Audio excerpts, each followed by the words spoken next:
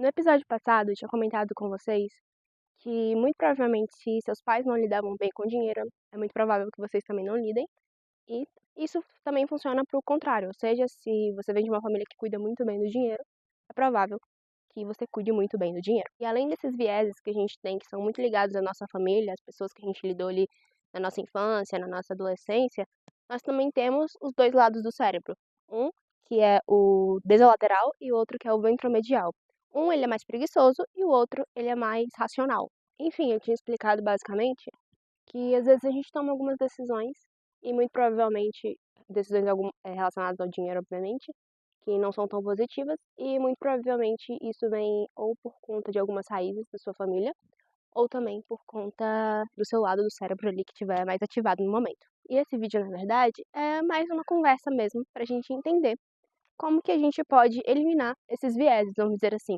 Ou seja, como que a gente pode deixar de pensar da mesma maneira que a nossa família antes pensava, como que a gente pode ter mais controle sobre esses dois lados do cérebro, ou seja, como que a gente pode deixar o lado mais racional, mais ativo, enfim, e meio que eliminar o lado preguiçoso. Não que o lado preguiçoso ele não seja importante, em determinados momentos ele é bem importante, na verdade, mas não vai ser o foco desse vídeo agora. Quando a gente está falando de como pensamos a respeito de dinheiro por conta de histórias passadas, ou seja, por conta de como a nossa família, nossos amigos, enfim, nosso ciclo social lida com o dinheiro, é às vezes até um pouco mais complexo do que, por exemplo, quando a gente está falando sobre os dois lados do cérebro, porque é algo muito enraizado ali na gente. Então é importante que a gente identifique exatamente de que forma a gente está ali pensando sobre o dinheiro, de que forma a gente está lidando com o dinheiro no dia a dia. E às vezes a forma como a gente pensa sobre o dinheiro pode parecer algo fútil quando a gente vai realmente para a matemática.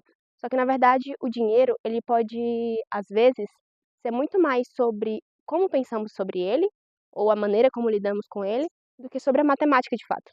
Mas para ficar um pouco mais concreto e não ficar muito distante ali da gente, eu posso dar o exemplo de quando, sei lá, alguém ganha na Mega Sena e anos depois ou até meses depois já tem tudo perdido. Temos exemplo também das pessoas que ganharam o BBB ou algum jogo assim do tipo que ganha dinheiro de forma rápida e de repente eles perdem tudo.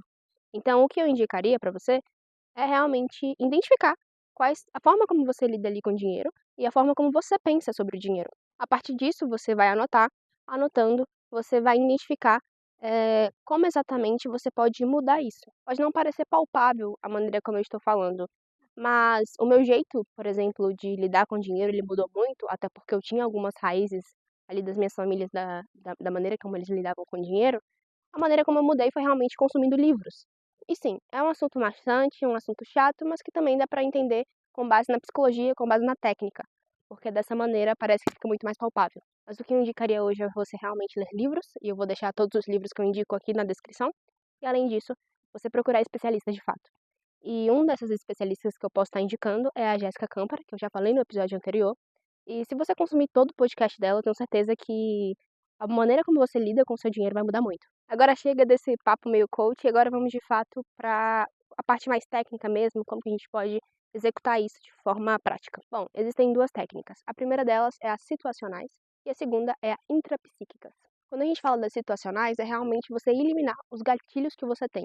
Ou seja, se você sabe que você, quando vai no shopping, você acaba agindo por impulso e comprando alguma coisa ali que você não deveria comprar, evite ir no shopping. Eu tô falando de uma forma muito brusca, mas é só pra você entender que é pra você tentar eliminar todos os gatilhos em sua volta. Vou dar um exemplo como se fosse uma dieta.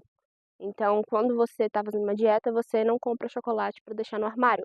Você simplesmente não compra, não tem nada no armário que te faça ali, sei lá, tenha doce ou algo do tipo.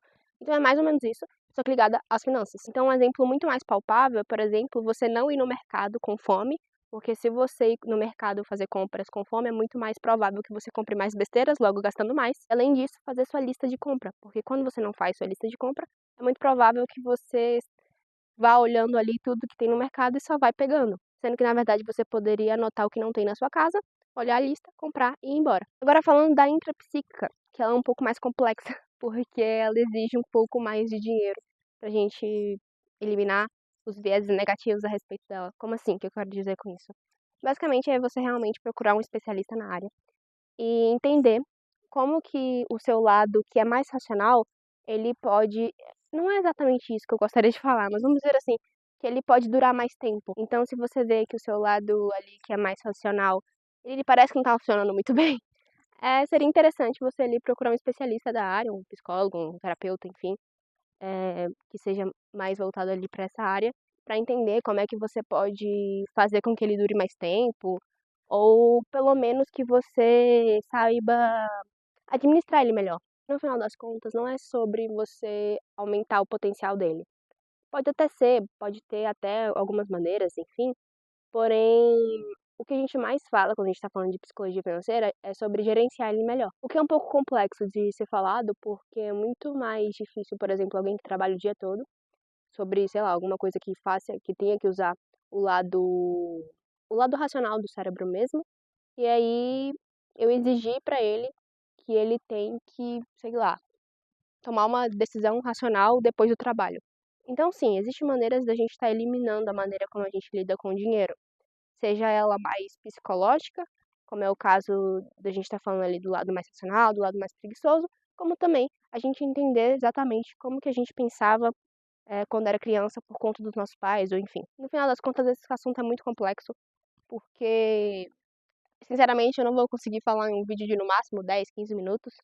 Precisaria de horas de estudo, mas onde eu quero chegar aqui é te dar um caminho, mais ou menos, para onde você pode seguir.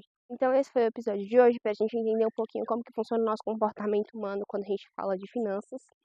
Eu espero que eu tenha dado um caminho e que você vá buscar ainda mais sobre. E agora, a partir das outras aulas, é realmente finanças, é realmente matemática, que talvez era o momento que você mais queria entender. Então, eu te espero no próximo capítulo e não se esquece de sempre assistir pela playlist. Tchau, te encontro lá.